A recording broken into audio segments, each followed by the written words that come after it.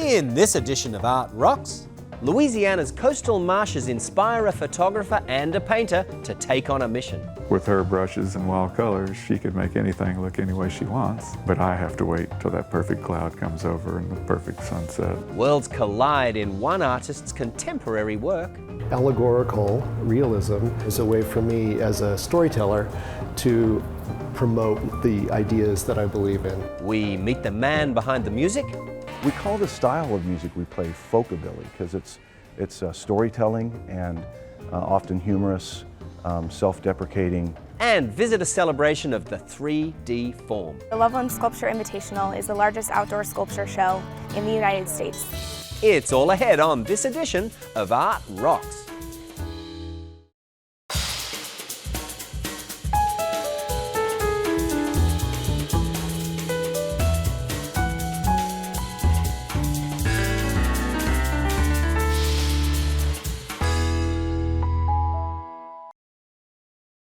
Art Rocks is made possible by the Foundation for Excellence in Louisiana Public Broadcasting and by viewers like you. Hello, I'm James Fox Smith, publisher of Country Roads magazine, and this is Art Rocks.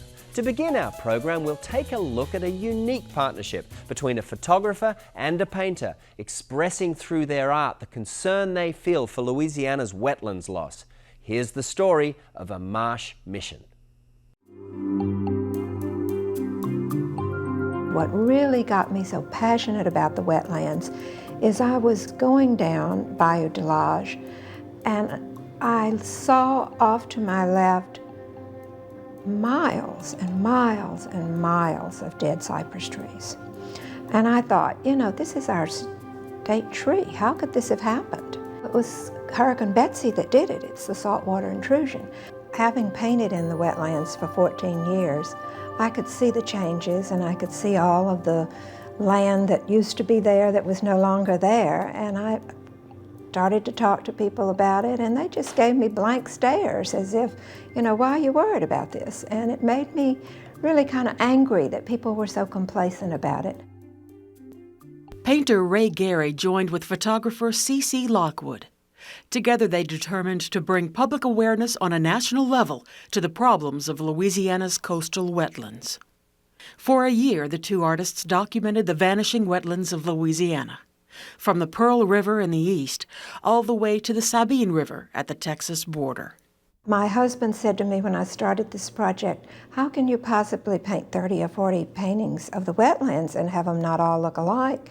But every area has its own feeling and its own special beauty. Their artistic efforts were part of an even larger project, Marsh Mission. A website mapped their journey across the state, while Lockwood's wife Sue, a teacher herself, created lesson plans and materials for educators so that students could follow along on the trip, learning about coastal geology, animals and habitats, and the culture of its human residents. Sue and I lived on the Wetland Wanderer houseboat for probably 80% of the year. The important part was being right there for every sunrise, every sunset, and being able to travel 2,700 miles in the houseboat and another 3,000 plus in my bateau. So I really got to see the marsh. I have a little 16-foot bateau that I had the center seat taken out of so that I could set up an easel and paint from there. I did some of the small paintings from the boat, but of course the large ones would have been like a sail. So I had to do those in the studio. Two artistic views capture our diminishing coastal landscape in ways that evoke its beauty and give the viewer a chance to pause and consider the richness, the priceless value of our unique coastline.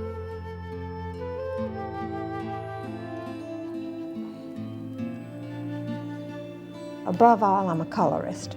I use color in a way as my emotional response to what I see in the landscape, and also because I want the viewer to have an emotional response.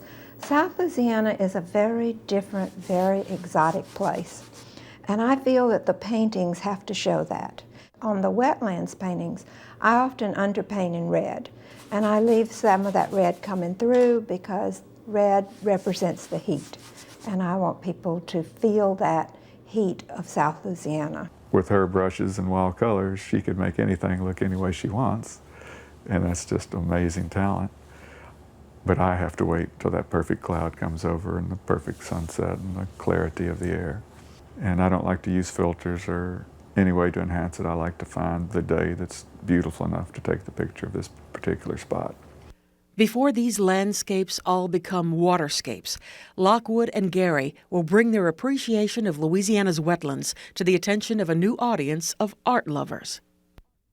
Think of how Louisiana coast was made and what's happening to it. It's sinking about 1/2 inch per year. It doesn't get the sediment because the Mississippi River is leveed now that built the whole marsh originally. The Marsh Mission will not be over until the funding and implementation of effective coastal restoration projects shore up our disappearing wetlands. When we consider this moment in our state's history, there's no time like the present.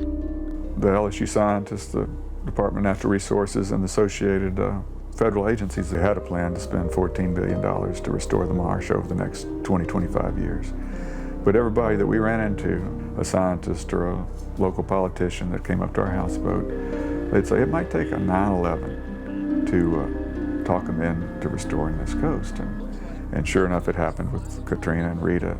For every 2.7 miles of wetlands, marsh that we have, stops a storm surge by 1 foot. So if you can imagine, if we had the 1,900 square miles that we've lost of wetlands, and our storm surge was reduced by 1 foot in height, the picture in New Orleans would be a totally different picture. That $14 billion looks like a small amount compared to the money we need to restore Louisiana.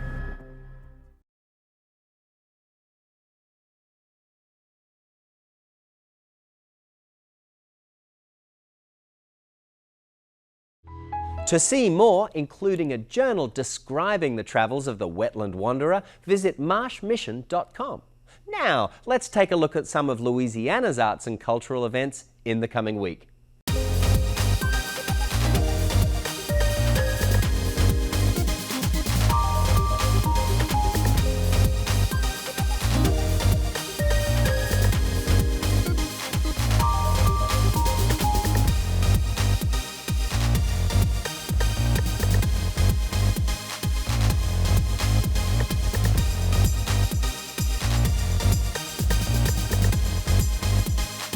For more information on these events, visit the website at lpv.org/artrocks. And to find more arts activities, check out countryroadsmag.com. Up next, we meet contemporary painter Kevin Sloan. Sloan's work focuses on nature and its relationship with the modern technological era. Take a look at how these two worlds come together. I like painting. I like brushes on the cloth of the canvas. That's important to me. It seems to be the best way for me to describe my world. It's a little romantic perhaps, but I like that link back to the past. I like this idea of paint on canvas. It's an ancient process filled with contemporary and modern elements like music and the internet. The process is very sacred. The workspace, it's important that it be set up a certain way. It's been this way for many, many years. And what happens is I turn the music on, the lights come on, and then I stand in front of the painting for a minute and just be quiet. And I try to shut my eyes to create kind of a barrier between what just happened outside and what is going to happen now. And it's a way to reacquaint myself with the work. When I'm working, I don't talk, although I do talk to myself, I've been told. Sometimes my dogs are here with me, and so they need to settle down, and then we all get to work. The animals in my work are kind of stand-ins, sometimes for us humans. So they're active, they're doing things that are sometimes awkward, unpredictable, unexpected perhaps from an animal, yet it's happening in the painting. So you suspend your belief for just a moment.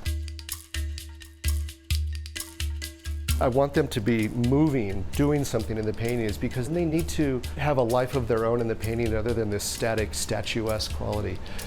What that does is to propel the narrative forward. They act and interact with things that we all know, use, remember.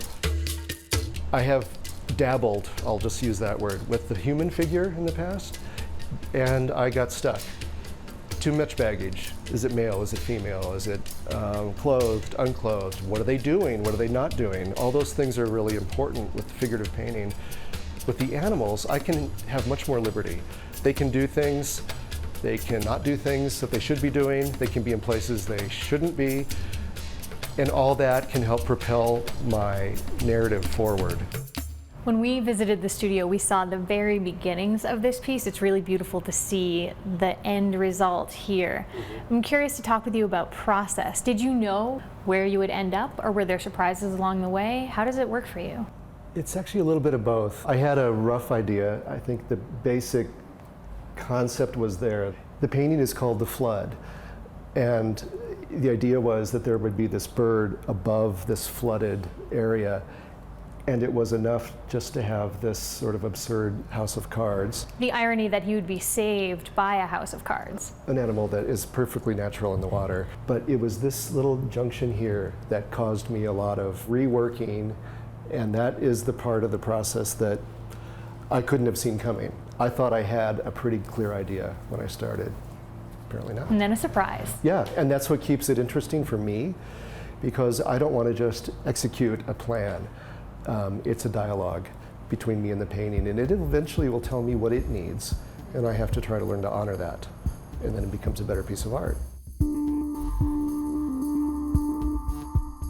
Humor is almost taboo sometimes in art, contemporary art. I don't want my work to be a cartoon where you're slapping your thigh and you're guffawing like crazy. It's not that kind of humor, but a subtle, maybe a chuckle. And the reason I like to incorporate that is that it's a softer way in to the work. We're searching for allegorical realism. I'm having a little fun with the concept, but truly, allegorical realism is something that you incorporate in your work. Allegorical realism is a way for me as a storyteller to promote the ideas that I believe in. I don't want to be very literal in terms of like a straight line. It starts here, ends here, that kind of thing. It's a more ambiguous route, and the allegory allows that to happen. So these are realistic objects. This is a real power cord, this is a real Canada goose, it's a real turtle, but within the context that they exist in, it becomes allegorical. So those two things come together for me to create a more open-ended way to tell a story. We live in a difficult world. I don't need to hit people over the head or remind them even that there is a challenging world out there. That's all pretty clear. You'd have to be hidden away under a rock to not know these things. I hope that letting them in on this little subtle joke is a way for them to feel less confronted by the painting, and once that barrier is dropped, people can feel a little bit more engaged, and then there's a dialogue. And then the painting and the viewer can have a conversation. And that's ultimately what I want. I have a message. I care about what's happening to our environment, to us as humans, what we're doing and not doing to the natural world we all share. But the way for me to get there most effectively is through beauty, humor, a little bit of mystery, maybe even some poetry, via the images I use.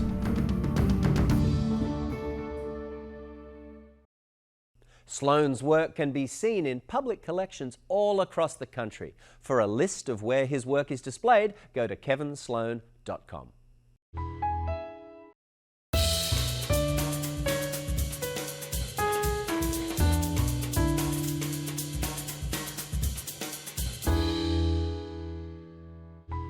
Next, we get an exclusive look at the life of musician Antsy McClain.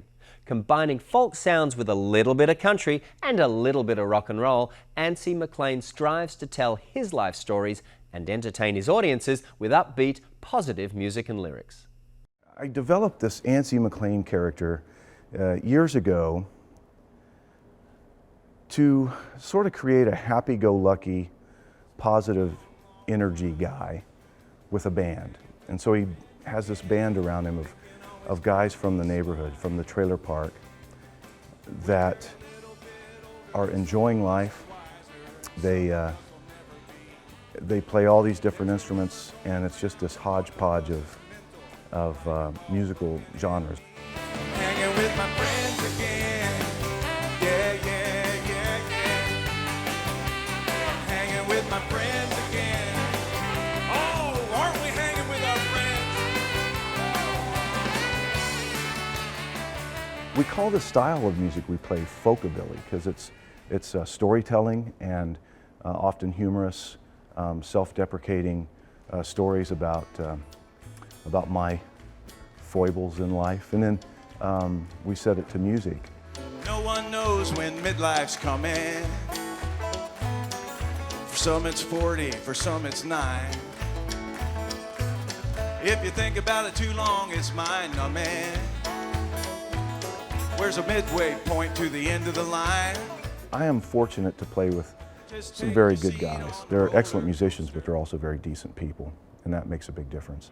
My solo gigs, I work really hard. I mean, I have to be the band, you know? So it's like there's no, nobody can tell a joke for me while I'm tuning my guitar, you know? I have to do all of this while entertaining an audience, you know? Don't mean to be gross or seem uncouth. I'm just another songwriter in search of the truth, and there's a lot of false stuff out there, a lot of myth and superstition. Yeah, we think it's cool when we hear 'em yakking. The Moon River was written on a cocktail napkin, but I'm here to tell you it was in between some bathroom stalls. They're not going to tell you, but it's a word on the streets. There's a lot of lyrics written on toilet paper sheets, but you'll never see that hanging up on the Smithsonian's walls. You gotta go with the flow. You gotta roll when it hits. You gotta take it nice and slow, no matter how life hits. And I know you thought I was gonna say a word that rhymes with hits, but I'm not. Ain't gonna do it. 'Cause this is PBS. This ain't gonna air on PBS anyway. Who am I fooling? The solo show that I've been doing is evolving. It's changing every time I do it. I think that's a good thing. I think that's what's meant to happen. What I've been doing is I have a box. I have a cardboard box that I've moved around the last 10 moves, and it always moves with us. And I'll open it and get stuff out and look at it on occasion. And it came to me last year. I thought, I should get a box like this and take this on the road and let those objects that I pull out and talk about, let that spark a song. And I have so many songs that will go with the objects in this box and other boxes that I have at home. It's just keepsakes.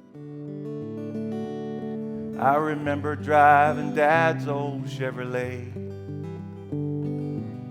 DJ riding shotgun all the way, cruising Whitehall Strip most every Friday night, the radio playing the soundtrack to my life. The songs that I sing are positive messages that we can all use. Life is short. Enjoy your friends, enjoy your family, because it's short and it's getting shorter all the time. We followed the stars in the record charts, connecting every song we loved to a special place in time. Now it's time to celebrate another Louisiana treasure. This week we're visiting Mile Branch Settlement. Time traveling is still out of our reach, but you can come close to it with a visit to the Mile Branch Settlement. Located on the Washington Parish Fairgrounds in Franklinton, Louisiana, is a collection of pioneer cabins built in the mid to late 1800s and early 1900s. The settlement takes its name from a creek that borders the property. The predominant buildings here are authentic log cabins used by pioneer farmers that have been moved to the settlement from various sites in the parish. Beginning in 1976, families began donating these historic buildings to Mile Branch Settlement as a tribute to their hardworking ancestors. These sturdy structures have been gathered into what looks like a little town, although originally they were miles away from each other. The original settlers here were English-speaking Scotch-Irish Presbyterians that had moved from the hill country of the Western Carolinas, Georgia, and Virginia. They brought their vernacular architecture, as seen in the log cabins, blacksmith shop, and one of the oldest structures, the King Barn, which dates from 1835. Group tours of Mile Branch Settlement are available through the year with an appointment. But the little village really comes alive twice a year and is open to the public during the Washington Parish Fair, held the third week in October, and again during the Pioneer Christmas celebration, held the first weekend of December. Each cabin is managed by a committee whose members are often descendants of the structure's original family. Volunteers in period dress take on the chores and activities of early homesteaders, making sugarcane syrup, milling cornmeal, blacksmithing, quilting and weaving, caring for livestock, cooking cracklins, and playing music or singing hymns.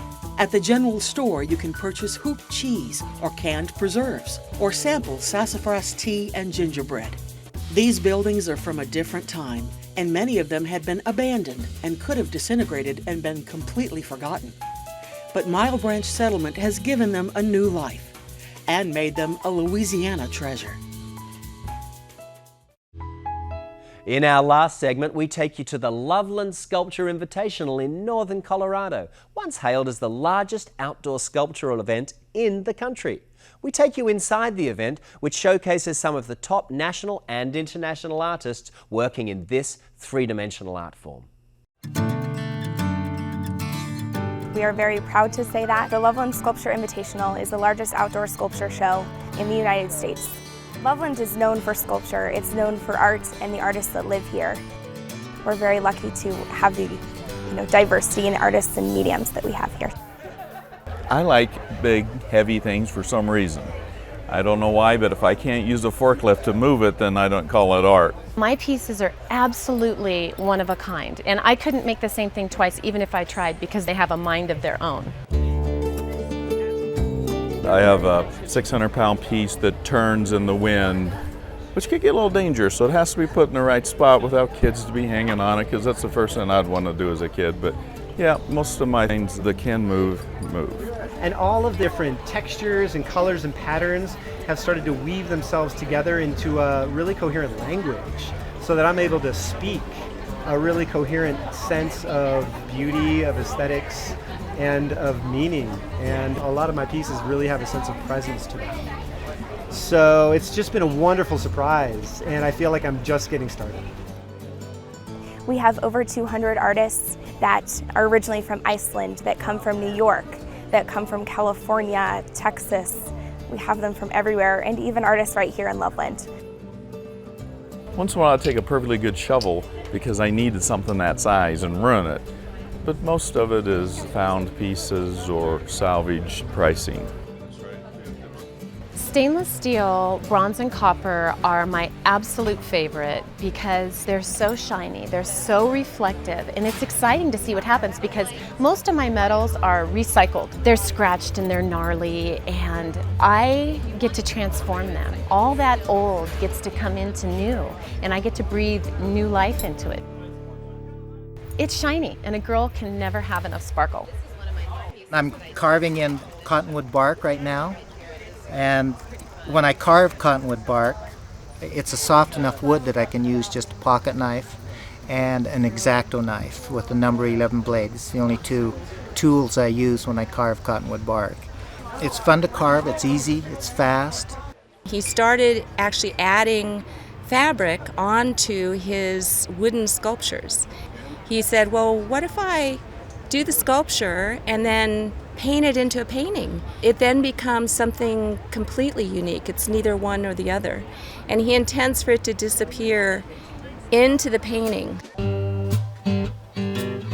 We We have had a large array of people come to Loveland just to see art and just to cast their pieces. There are multiple foundries here. There are multiple suppliers, which makes this place so special for artists.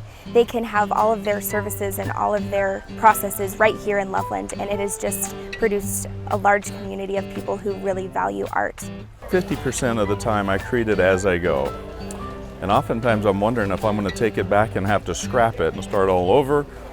But so far I've been able to make something out of everything. Primarily, I'll be inspired by something, either nature or an expression that someone said, and I'll feel it in my body. I'll start with a general idea of what I want, and then my job is to get out of the way and allow the work to just come through.